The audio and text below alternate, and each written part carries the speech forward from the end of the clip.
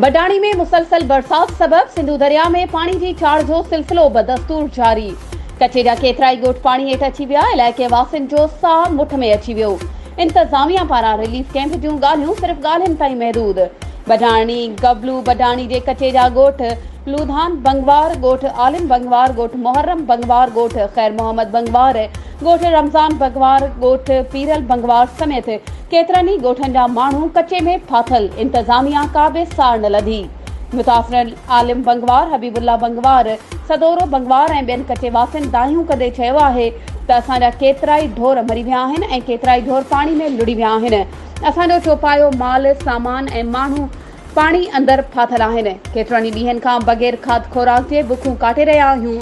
हुननि डीसी कश्मीर खे अपील कई त असांजी मदद करे ॿेड़ी जूं सहूलियतूं ॾेई असांजा माण्हू ऐं सामान कच्चे जे ॻोठनि खां ॿाहिरि कढी ॾिना वञनि, न त असांजा माण्हू बुख ते अंदरि मरी वेंदा ऐं सामान बि पाणी में लुड़ी वेंदो।